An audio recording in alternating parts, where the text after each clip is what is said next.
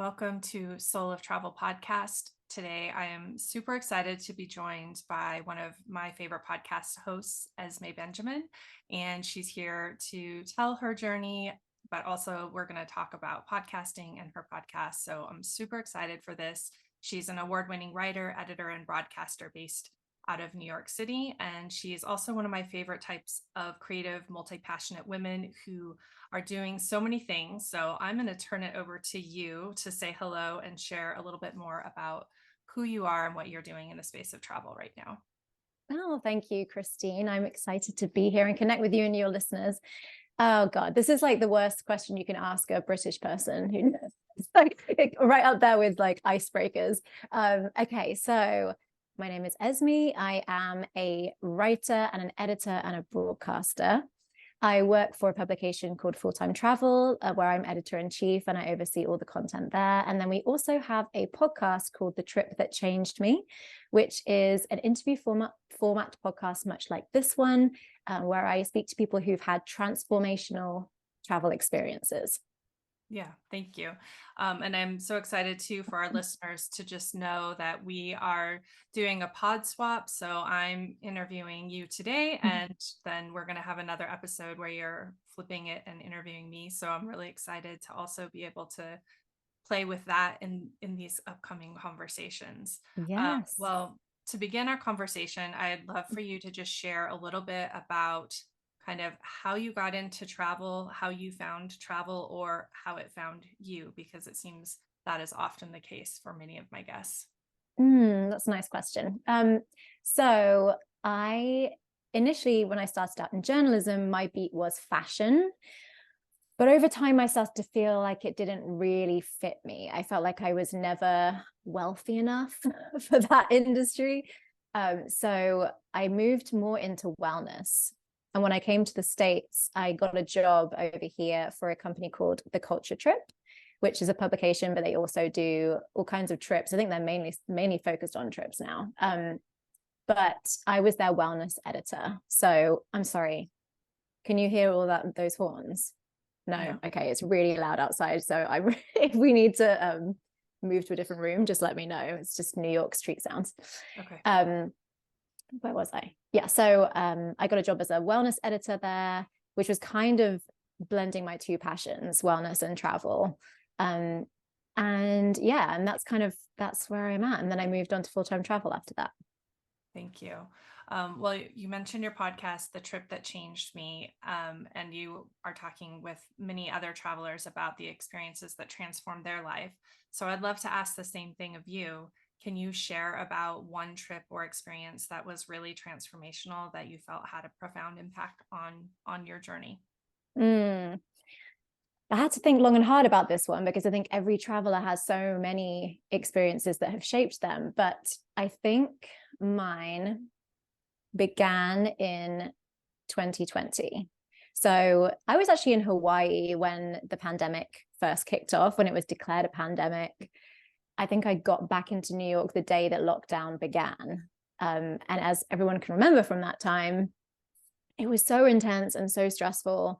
The whole world was feeling it. And then probably a couple of weeks into that experience, one of my very dear friends from university passed away suddenly.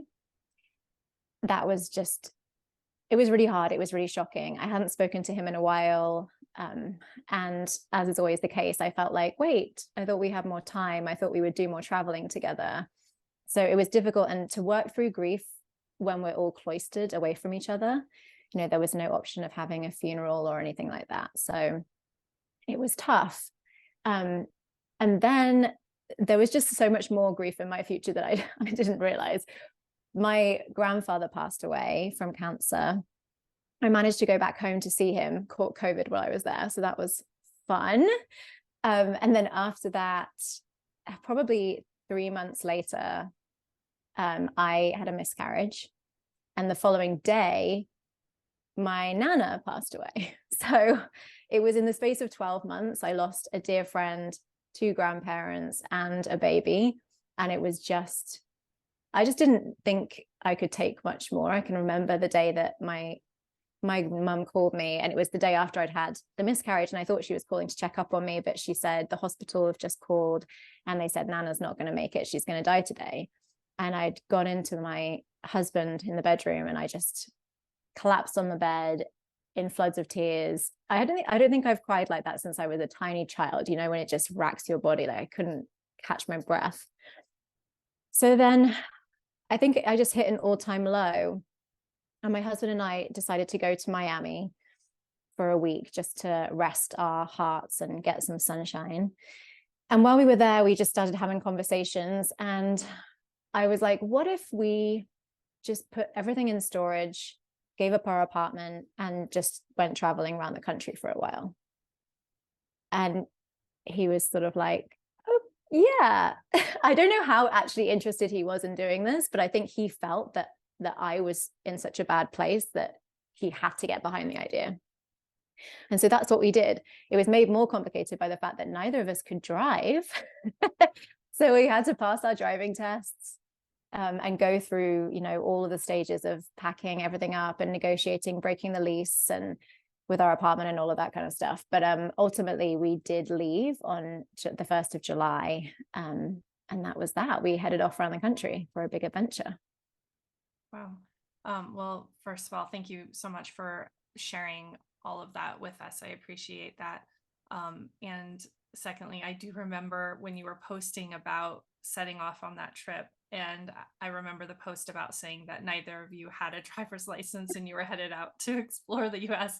And there was so many thoughts in that moment. So I grew up in Montana. So I grew up driving very early because I had to drive my grandparents had a ranch. So I drove like farm equipment and driving tractor and like all these things. And so it was such a moment of realization of the differences of experiences you can have just within the United States. And I was like, oh my goodness, I hope that they're going to be okay.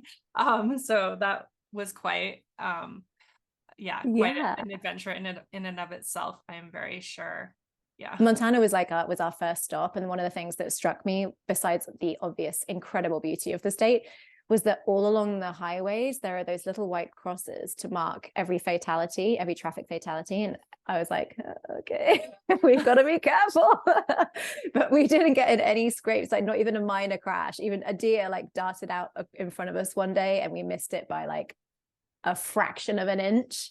Mm-hmm. But yeah, nothing terrible happened, thankfully. Yeah, that is very good. I do also always say I'm a confident driver because of that is kind of an ominous thing when you're learning to drive, to be very present too. And I grew up on one of the most dangerous stretches of road within the state as well, because of like hills, traffic, weather, all these kinds of different things. So that was definitely a place for you to start, I guess. But I do know that travel can be so healing. And I know that so many of us reach towards that when we need space to examine and reflect and just kind of uncover, something within ourselves that maybe we've hidden from ourselves. And I told you have been binging The Trip That Changed Me a little bit in preparation for our conversation and listening to some episodes I had missed. And that was definitely one thing, that I think is so interesting about travel, is that we have this kind of idea that it's used for escape. So we kind of grab it as our reset, but what it actually does is flips that for us, and it becomes, instead of an escape, like this immersion or this immersive process. I think like that's very healing and internal. So it's kind of, I think it has a little bit of built-in trickery. But from the guests that you have heard from, what do you think have been ways that travel has changed their lives? And why do you think it is such a catalyst for change and growth and kind of that inner reflection? It's such a good question. I think really it comes down to the fact that it creates a pause in our lives, and then within that space, other stuff is able to rush in. I think, you don't realize how much your identity and all the pieces you place around yourself in your day-to-day life constrain you in some ways. And so when you go to a new place and you don't know anybody there, you're able to shed all of that and be really present and just start to think about your possible selves. I think that's what it comes down to, is like, who might I be? Who do I want to be? Do I feel like I'm on the right track in my life currently? Or is there another way that I could go? I think like, yeah, I think like even with my conversation, my husband in Miami, you know, we were able to have that conversation because we'd taken a breather from the daily grind and all of the burdens and responsibilities that we had at home. And we were able to have these bigger conversations and start to dream about what we might do. And I think a lot of my guests have explored that, you know, in the case of Nikki Vargas, my good friend, who is also a friend of this podcast. You know, when she was on the podcast, she talked about a particular trip to Argentina that she took when she was first starting out on her path to journalism. And at the time she was engaged to her partner who was French. They'd spent some time living abroad, but she still felt like there was so much more she wanted to do and so much more travel in her future. And during this one particular trip she took to Argentina, she had a chance to take a breath and really get real with herself and realize that she wasn't happy and that she wanted to call off the engagement, quit her job, and completely rearrange her life. So I think, yeah, when we travel, there's a possibility for things like that to happen. Yeah. And I think, you know, so many of us have kind of become like, have romanticized that process a little bit because of books like Eat, Pray, Love and Wild, like where we've seen kind of on the big screen that process. But I do think that is a really true thing that happens.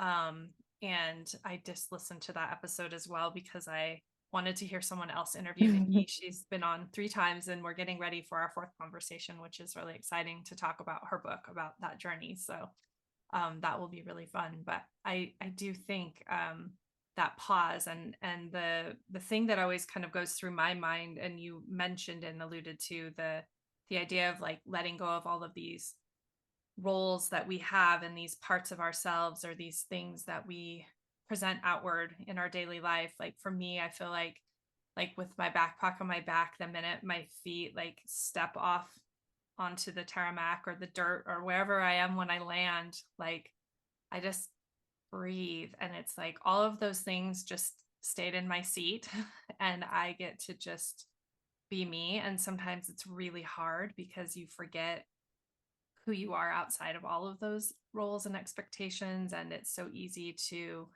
like quiet your true self down and just like keep armoring through all of those things. And so I think pretty quickly you start having these conversations with yourself that you don't have in your daily life, or you you know, things are difficult or exciting or different, and the way you approach it just feels so different in that space. And it's like really, I think, enlivening, and sometimes can be this, you know, like throw you off your feet a little bit, which is also really helpful.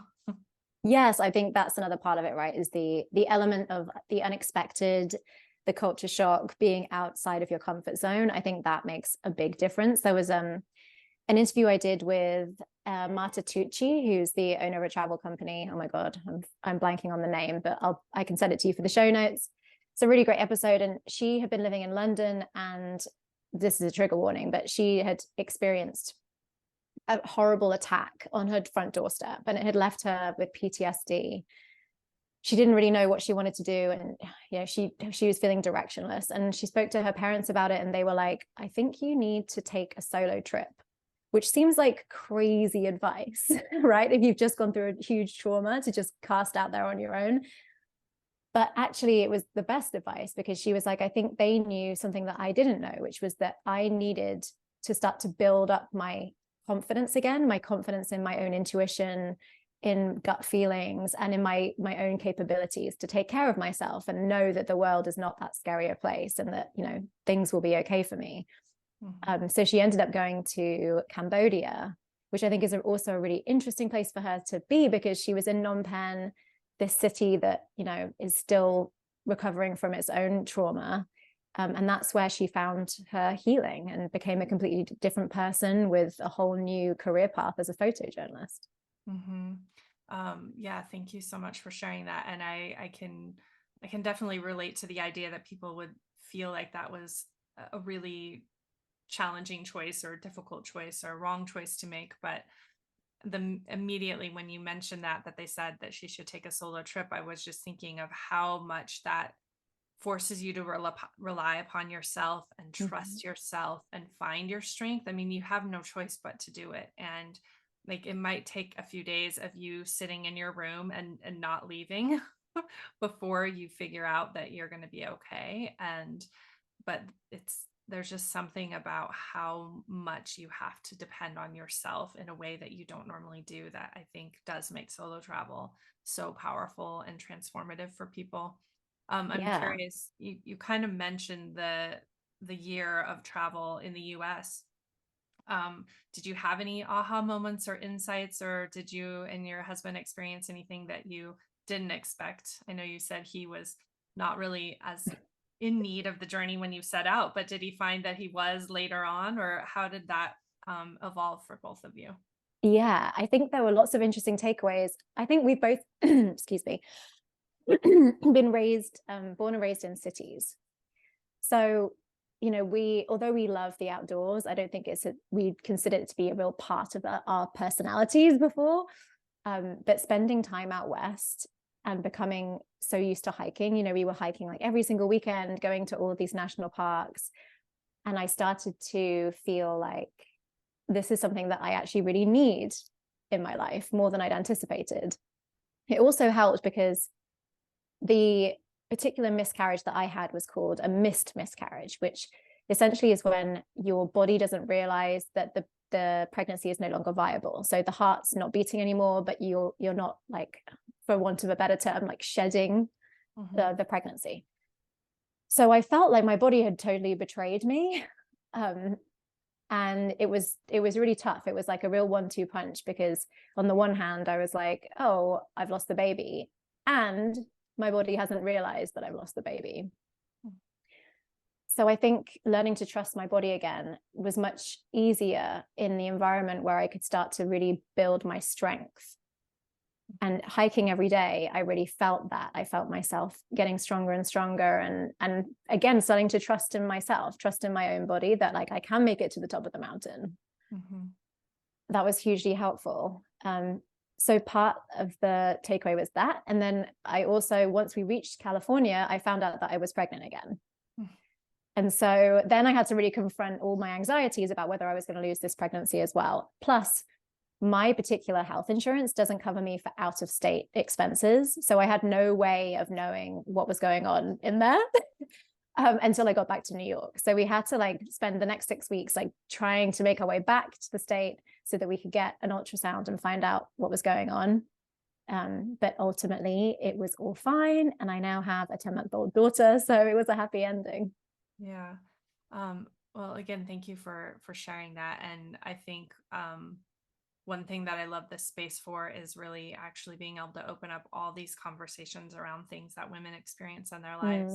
And when I was preparing to speak to you, we have bulleted to talk a little bit later about traveling with anxiety. So I think that's a perfect segue to that. But I am also getting ready to travel for a year with my daughters. And just even this morning, have been really grappling with, because I had a reaction to a medication I took for menopause that was kind of missed because it was very early for me and all these things were happening. And then I took the medication and it has destroyed me. And I've really had constant conversations with my body. So as you were talking about that, like building that trust, that's, I just sit here and I'm like, you've done so well today. Like these are the conversations I have constantly right now. And getting really frustrated that we might not be able to travel because I'm not sure if I'm going to be able to. And then, knowing how healing travel is, then I'm like, is this actually just what I need? But when you're caring for 3 children and traveling, how healing are some aspects of that going to be? So this is such a really relevant conversation to me personally right now, is trying to figure out how to build that trust, but like how much travel can allow you to reconnect to yourself, and how important it is for women, I think, to have conversations like this so that we can kind of understand these greater issues that I think don't get talked about because they're really uncomfortable and people aren't sure how to respond to them. And, they just kind of get pushed aside. And I think they're really important to have. So I really appreciate you being so open and sharing, and that any of our listeners that are hearing this, hopefully that gives them some freedom to also discuss things that I think are really important for women to be bringing to the table, because I have just sat here so many times grappling with, I wish there was a place to even look for information. Even my doctor has been of like no help. She's just like, this is an unfortunate thing that has happened and it shall resolve probably someday at some time and you might feel better, but there's no real like understanding of what has happened. And so anyway, that's a side note, but I just really appreciate you sharing that, and for people listening to just know, it's kind of 3 points of healing we've talked about with travel, that healing isn't necessarily a superficial healing as well. Like it can be a really deep, powerful place for healing. I agree. And I think like, my life in New York after the miscarriage, it was hard because a lot of my friends were getting pregnant or having children, and I just felt isolated. And I think physically moving forward and having that sense of momentum as we traveled across the country, like that really helped me feel like I was letting go of some of that baggage and some of that grief. I think it's so important. Mm-hmm. Yeah, thank you. Well, the next thing that this feels like also a great segue, but I know that you wrote a really interesting article on relationship therapy retreats, and this caught my eye because I went back to like the movie Couples Retreats and was thinking about that movie. Someone just told me about this movie and I was like, I didn't know it existed. Yeah, I need to watch it. But it was a really great article, again, just kind of looking at the different ways that people can use travel to heal, literally, and to create spaces for conversations. And I know that you also recently received a call that was optioned for a TV series, which I think also must be incredibly exciting. So I'd love to hear more about what you learned about these retreats and what this experience has been like, to kind of see the words that you've written be resonant and picked up, and, what's happening with all of that. Honestly, it was so unexpected. So I think the idea first came to me through a random press release about a psychologist, a therapist who was doing these retreats. And I was like, that's interesting. I didn't know if it exactly fit what I'm doing at Full-Time Travel. I did do a version of this story for Full-Time Travel that was like a Q&A with a woman who runs a retreat in Sedona for couples. But I wanted to kind of examine the dark side, and that's not quite right for Full-Time Travel. So I was like, all right, let me really dive into this and do a lot of reporting. I spoke to 3 different retreat leaders / therapists and 3 different sets of couples who had been to these retreats. The retreats are held in exotic locations like Costa Rica or the Dominican Republic. And the couples work one-on-one with the therapist for 8 hours a day for a week. So it's super intensive. But I think that if you're in crisis, if you're a couple, a lot of these couples had wound up there because there'd been some infidelity in their relationship. And I think when you're in at that level of crisis, 1 hour a week of therapy over Zoom just is not going to cut it. They needed more help. So it is kind of a last resort, and it is very expensive. But for the people who attended these retreats, they felt like it really gave them hope where they had none previously. Mm-hmm. So after I'd done all this reporting, I started pitching it. Honestly, I can't even explain how hard it was to find this story at home. I think I pitched 11 different editors. I had a couple of people who wanted to ask me more questions, but ultimately passed on the story for various reasons. Finally, this editor from ELLE, who I'd emailed a month before, responded and said, if it's still available, I am interested in publishing it. So I was like, it's still available. And we worked together. And so then it got published right around, I think it went live like a week after my daughter was born. And I got a message on Instagram a few days after from a literary scout who works with a lot of big producers and directors saying, I'm interested in the optioning rights for this story. Do you own the rights or does Hearst own the rights? Anyway, this is real inside baseball for your audience who probably are not writers, but yeah, so ultimately, like, I don't own the rights, Hearst own the rights, but they started to publicize this story because they saw a lot of potential in it, and there was more and more interest. I think about a dozen different people or entities spoke with the team at Hearst because they were interested in optioning it, some for scripted series and some for unscripted. But ultimately, it has been optioned finally, and Hearst has brought me on as a consulting producer for the project. So although I know this is a fickle industry and who knows what will happen with it, right now it's in the early stages of development, which is super exciting. Yeah, how fun. I mean, just probably an experience that in the industry that you're in, you didn't ever expect to be kind of going in that direction. But I think it's just kind of cool to see something like that happen. And, it's so interesting to me as a reader to think that you had to shop around so much to find that article at home, because it's very interesting. And when I read it, I was just like, oh yeah, this is such an interesting topic, and these stories of these people are very interesting. And I can see right away how people could imagine like a script around it, because it is very like, I think there's something really relatable and completely unrelatable about it that makes it very interesting. Yes. And it's right in the sweet spot trend wise. It's kind of like a White Lotus meets like couples therapy, Yeah. So I'm kind of, now I'm like, that makes perfect sense I'm not surprised it was optioned.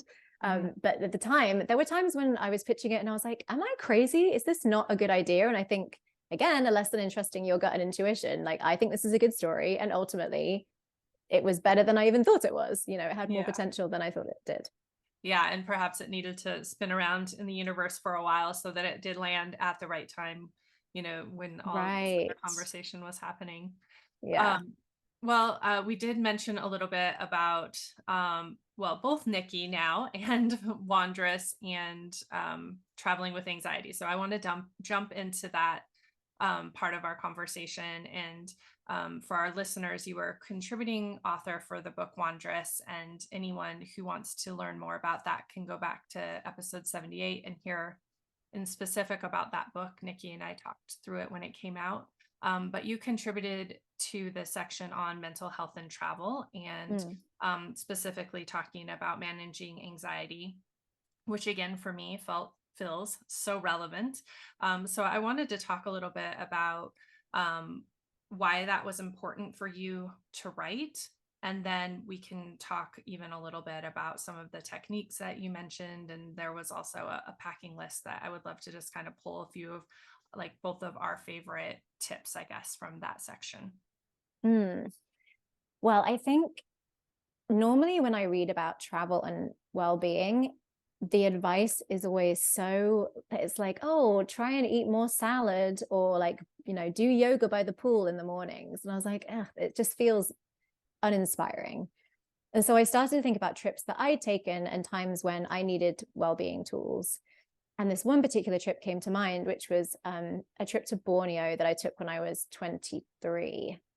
And my friend and I decided to do this jungle trek experience where you take a boat out into the middle of nowhere, and there's a little camp there, and you go look for orangutans, and you're really in the jungle. And in my mind, I think I forgot that I do not like bugs. I'm quite scared of like wildlife. I'm quite bougie, if I'm honest. I like a nice hotel. So I think even though I was young at the time and I was used to kind of like staying in places that were just fine, basic, this was very basic. It was like little huts on stilts with like a chicken wire around the outside and like a tin roof. And the jungle at night, for anyone who hasn't been to the jungle, it is so loud. There are so many unfamiliar noises, squawks and splashes. And I was thinking, in my mind, I was picturing like, we'd seen a snake in the water before we went to bed. So I was picturing snakes coming in. I was picturing crocodiles. I was just spinning out, which anyone who has anxiety will be familiar with. And so then to cope with it, I had to do these breathing exercises. And so that's what I included in the chapters of the book, was a few different kind of meditative exercises. Some of them, well, a lot of them breath related, some of them like yoga related, that people can do to just kind of level themselves and bring themselves back from the brink of a panic attack, which is where I found myself that day in the jungle. Mm-hmm. I think it's so helpful. And I also found it really interesting that for me, it's taken a long time to even realize that I had anxiety when I traveled. I had found myself coping with it or managing it, but didn't even realize I had it or was managing it, which I felt was very interesting to me. And again, going back to, topics that we don't really talk about and should talk about. You mentioned in your chapter that 1 in 3 women suffer from an anxiety disorder, which I had no idea, but makes a lot of sense if I kind of look at my peer group and conversations we've had, more honestly and open recently. But for me, one of the behaviors I noticed is I wouldn't call myself a nervous flyer, but at some point landing, and I think it comes from some repeated flights to Mexico on a very bumpy airstrip where the landings were pretty traumatic. I noticed that when I notice that we're landing, I always have my hands on both armrests and I start breathing really calmly. And then just as I know we're about to land, I kind of like count backwards from 3, 2, 1. And then like as the tires land, I like exhale. Big exhale. Yeah. And I was like, oh, I had no idea that's what I was doing. But after rereading this, I thought, aha, this is exactly an example of how I'm helping myself through those situations, even if I wasn't doing it consciously. I really think, if you're doing travel right, there are going to be some moments where you do experience some anxiety, and I think sometimes it's something as simple as my first flight took off late, so therefore I might miss my connecting flight, and you're getting nervous about that. Or it's something like spending the night in a jungle with all kinds of crazy creatures. But whatever the case, I think there's always going to be moments where you need to steady yourself. And that's absolutely fine. I think we all have those moments where we need a bit of extra support, and no shame in like using any medications for that, because I have used them myself and I know plenty of other people who have, but you don't always have those on hand when you need them. And it's just nice to be able to have like something natural and easy that you can reach for when you need to feel more grounded. Yeah, and I would definitely encourage people to look into breath work. I think it's so healing just in general in our daily lives. I mean, especially, you live in the city and it's a place that's super energized and fast paced, and you go from like 7 a.m. till 9 p.m. before you even noticed it happened. So being intentional about breath is it's so important. It's something I've really tried to instill in my daughters. Like whenever they're finding something is out of their control, I really invite them to focus on some sort of breathing. And so I think that'll be something that's kind of built into their toolkit as well. And then the other thing for me that I noticed that I do is like wiggle my feet onto the ground to just like be present to myself, but also to kind of feel grounded and secure and safe. And one of the other techniques you mentioned, which I think it was even Nikki, I heard her saying something similar about writing, but the 5, 4, 3, 2, 1 technique to kind of get you back into your body, but present to your surroundings. Is that one that you are familiar with or use very often, of kind of naming, I think it's like 5 things you see, 4 things you hear, or something like that, if I'm not saying it wrong? Yeah. I can't think of what it is off the top of my head. So it is 5 things you see, 4 things you can feel or that are touching you, 3 things you can hear, 2 smells, and 1 thing you like about yourself. So you can write those down or you can just think them. And often it's also how I like to get into meditation when I get around to meditating, is by just trying to be sensorially aware. Like, what is it that I can hear? Because often you're like, oh yeah, it's quiet in this room, but is it really quiet in the room? Can you hear, like right now I can hear like there's people outside on the street walking by. I can hear them. I can hear like my dog occasionally. I can hear my humidifier is like emitting a little white noise. You know, once you start to notice those things, you become so much more grounded in the moment and focused on where you are, and that reduces your anxiety significantly.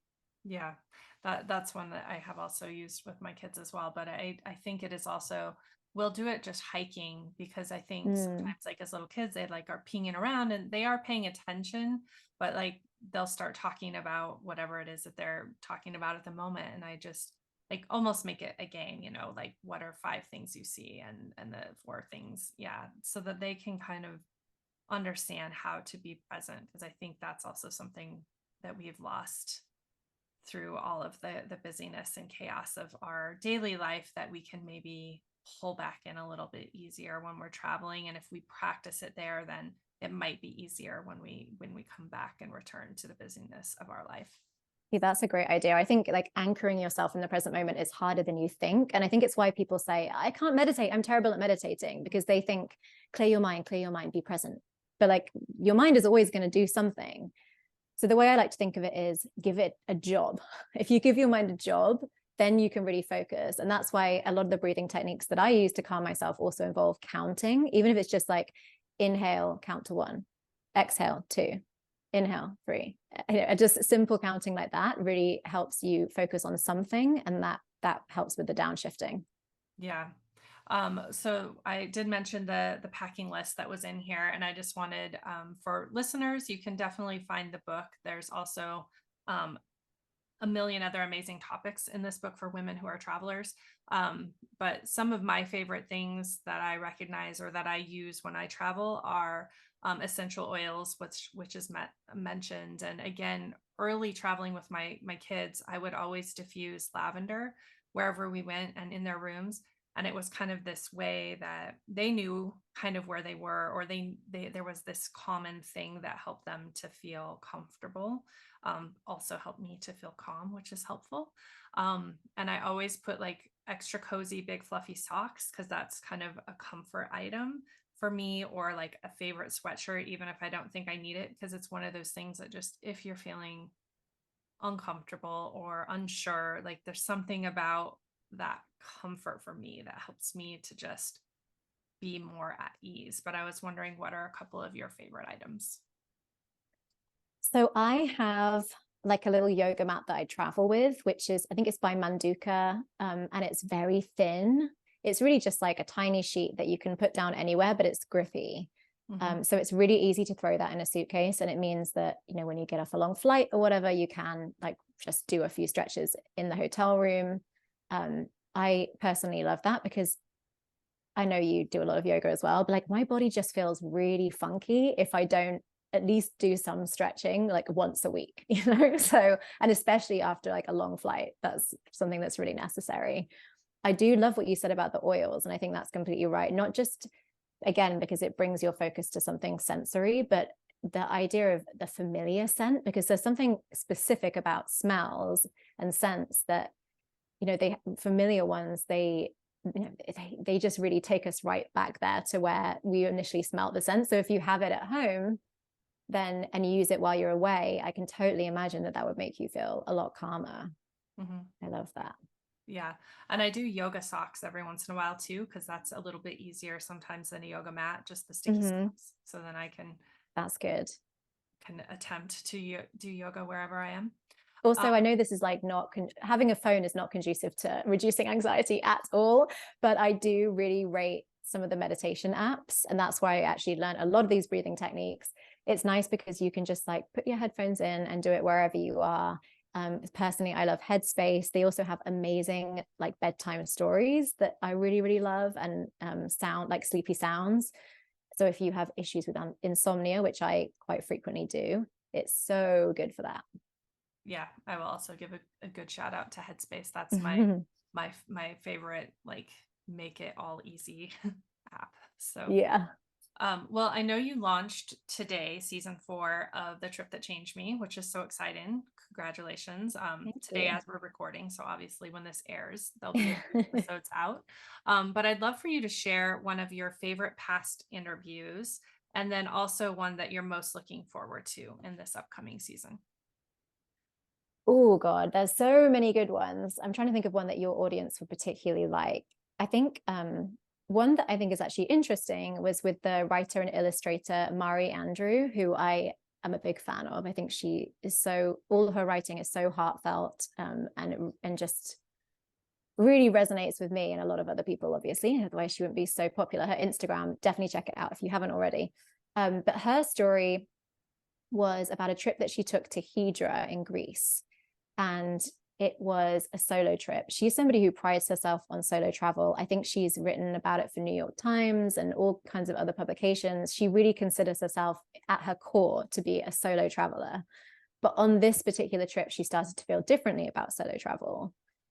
And I think the way she put it was that it was so heartbreakingly beautiful, and that she realized that beauty is meant to be shared, and she started to feel like, actually, I'd like to bring people with me when I have these experiences, because, you know, whether you're reflecting back on something with somebody years later, or just being more in the moment and, you know, bringing things to each other's attention, it is special to travel with somebody. So I thought that was an interesting flip on the idea of solo travel, because most people who are solo travelers that I have on the podcast obviously are advocating for more of that. And I do think that solo travel is life-changing for so many reasons. As we discussed before, it really helps you like shed your identity, because there's nobody around who's like, you don't usually do that. That's not very you. Mm-hmm. But yeah, I think it can also be special to travel with other people, and there is, you know, an opportunity for it to be life-changing. Mm-hmm. Yeah, that's really interesting that she had that awareness, but it really makes sense, because part of why I even started my travel company is because I really wanted women to have those experiences that I was having. In community. So, yeah, it's really relatable that she would be feeling that way. Yeah, and there's another one with a woman called Rachel Signer, who's a journalist by trade. She used to live in Brooklyn, and she's also a kind of food and wine expert. Specifically, she loves natural wine. And she went on, at the beginning of her career, a trip to Burgundy and Paris, a press trip. That trip, while she was there, she decided, like, okay, I love Paris. I love natural wine. My best friend and I could open a natural wine bar. But on this trip, she also met this Australian winemaker, and the two of them hit it off and began a budding romance. And so ultimately, she had to make a decision between Paris and the bar with her best friend, or moving to the middle of nowhere to live on a vineyard with this man she was wildly in love with, to start a family and, you know, maybe become a winemaker herself. And it's a really interesting journey that we go on with her. And she talks a lot about, you know, falling in love with places as well as people, because, you know, I think that sometimes we go to a place and it just, something about it, even if we've like never been there before, there's just something about it that feels familiar and inspiring to us. And I think you can really, you know, become smitten with different locations around the world. Yeah, I felt that way. And I think this is how you and I actually originally connected, was when I was in Antigua in Guatemala. Like the minute, again, like my feet hit the streets and the cobblestone and the doors, and I just was like, there is just some part of me that already lives here. Like, and I almost felt like I was going to open one of those huge doors and like find her, you know. That was kind of how I felt when I was in that space. And I still feel very called to go back there and spend some more time because of that connection. But it is really interesting how a place will just catch you off guard, and it is there's something about the place. Like, I loved the people obviously as well, but it just, something about me felt very like aligned as soon as I was in that place. I love to ask people the question on the podcast, where were you from in your past life? Because it's that feeling, you know, of like, I've been here before, like something about my soul like recognizes this place, you know, it's my place. Yeah, I love that. So who is someone coming up that you're really excited to speak with? Oh, it's a tough one because there are so many cool people. The first episode that just went live today is with Laurie Woolever, who is the former assistant of Anthony Bourdain. She's an amazing writer in her own right, and the two of them worked on lots of books together. And her story is about going to Sri Lanka to film Parts Unknown with Anthony. and just, it's so lovely to hear her anecdotes about him. If you're a fan of his, which many people are, then yeah, it's just lovely to hear like a humanizing side of him, and the way that he was as a traveler and as a person. And also, you know, to hear Laurie's story about being somebody who is newly sober, and trying to travel, because I don't think that we appreciate fully the way that food and drink are entwined, or the experience of being somewhere. You know, it's so ritualized, like you eat this meal and it's paired with the local craft beer, or, you know, the local rice whiskey, whatever it is. So for her to kind of break those habits was, I think, a big deal. So yeah, she talks a lot about that, and just her experiences of diving into the cuisine in Sri Lanka. And she's great. So I definitely recommend listening to her episode. Yeah, thank you. And one of the questions I always ask is if people could take an adventure with one person, fictional or real, live or past, who would it be? And Anthony Bourdain definitely is a very frequent person who's mentioned. So I think many of our listeners definitely would love to listen to her episode. So I hope they'll check that out. I have just been finishing, I'm not done yet, with Elizabeth Becker's episode, and I'm in love with that. And I like really want to have her on my podcast now, because oh my gosh, as you alluded to, there were so many things you probably could have talked to her about that I was like, oh, I'd love to ask this question and follow up to that question. I know some of the guests I have on, I get to the end and I'm like, oh, I can see the clock ticking, and I'm like, we've got to wrap up, but I feel like we need another hour. Yeah, that happens to me all the time, and is in fact happening to me at this moment. So for our listeners, I obviously want to encourage them to check out the podcast. Where can they find you? Yes, so the podcast is called The Trip That Changed Me. It's available on Apple Podcasts, Spotify, basically anywhere you find podcasts. And you can also find my work at fulltimetravel.co. And on my website, esmebenjamin.com. Great. Thank you so much. And I do also have a few rapid fire-ish questions. Okay. To our conversation. So the first is, what are you reading right now? What am I reading right now? I actually am between reading. What was the last thing I read? Oh my God, I'm drawing a complete blank. This is what life is like when you've just had a child. I just have no memory whatsoever. Yeah. Well, just so you know, it never really gets better. And I have 3, so it's horrible. Oh, good. Although my husband just put on a movie from my childhood, Real Genius, which is like a 1980s Val Kilmer movie that I watched obsessively when I was a child. And as soon as he put it on, I could remember almost the entire film. And I was just thinking, like, why does that have to be taking up space in my brain right now? But I can't really remember if I need to like pack a lunch tomorrow.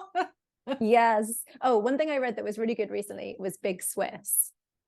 Okay. Thank you.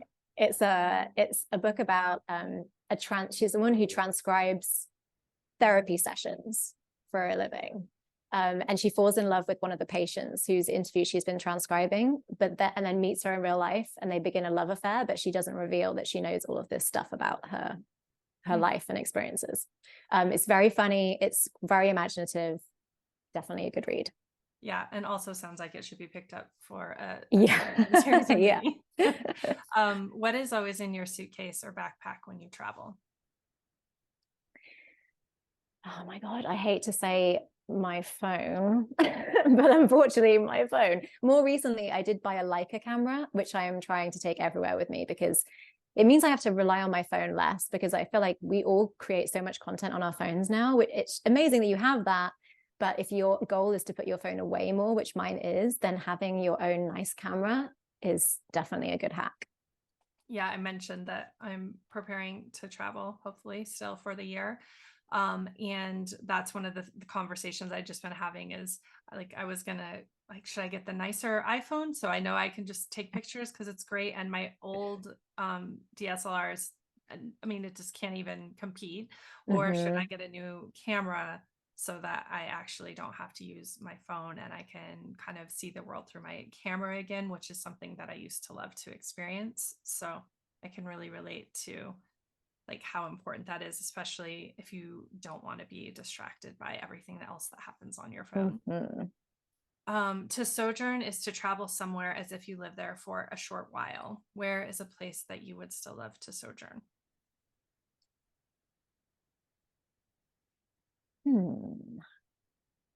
I would love to sojourn. This is a funny one, but Miami. I don't know why I love Miami so much, but I really do. I feel like I love the beach is beautiful, the water is perfection. I love the like Latin American vibe down there. The people are really fun, and it's just like a fun scene. And I feel called to spend some time there. And as I'm getting older and I'm thinking about leaving New York, there's only a couple of places in the States that are calling to me, and Miami is one of them. Interesting. Well, we'll look out to see where you end up. What do you eat that immediately connects you to a place you've been? I think probably pad Thai is I mean, I love Thai food, but I also love Thailand. And whenever I feel like I'm missing it, I think it's the place I've spent the most time out of anywhere that I've traveled. I probably spent several months there when you add up all the visits into one. So yeah, I love to just like try and transport myself back there with a good pad Thai or a green curry.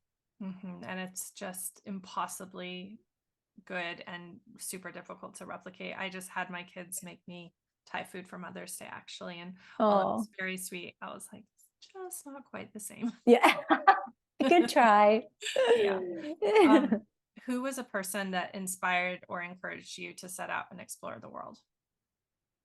I think this is probably an obvious answer, but my parents, I think that's where my love of travel began. They traveled a lot before I was born. They spent a lot of time in India specifically. That's their favorite place. And I think there were a lot of little like artifacts and things from India in our house, like little stainless steel cups, which you see at Indian restaurants when you go. My dad also used to import Ayurvedic products. So we had like Ayurvedic toothpaste, Ayurvedic creams and stuff, which I didn't, again, like I never thought anything of it until I was older.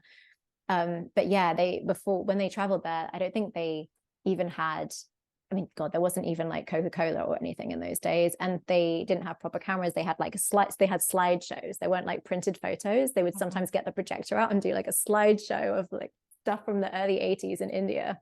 And I think that definitely ignited my desire to see the world. Yeah. Well, here's the question I already mentioned, but if you could take an adventure with one person, fictional or real, alive or past, who would it be?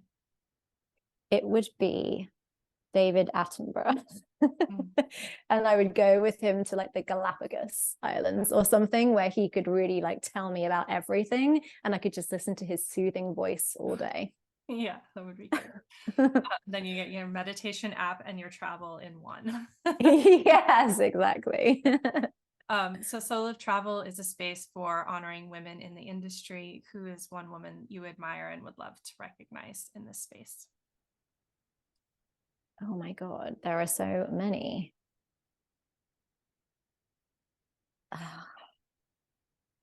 I'm not like thinking of anyone off the top of my head who feels like they all feel equally worthy. Yeah, absolutely. I guess I just like to say, give a plug to Nikki as if she needs any more. She's like already killing it. You're like, we're having her a fourth time, and I'll probably have her on again as well.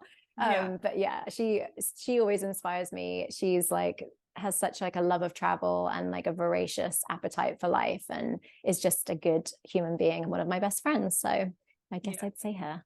Yeah, thank you. And it's going to be really hilarious to share this episode with her. She'll be like, oh my gosh, you guys. Yeah. I appreciate it. Fangirling. I agree. I really appreciate who she is in the industry as well. So I will let you go ahead and just shout her name one more time. So thank you. And thank you so much for the interview. It's been so fun. I'm glad that we were finally able to do this after kind of going back and forth for several years, and really glad that it timed with the launch of this season of your podcast, and can't wait to talk to you soon on the other side of the mic, as it were. Yes, thank you so much for having me. It's been lovely. Thank you.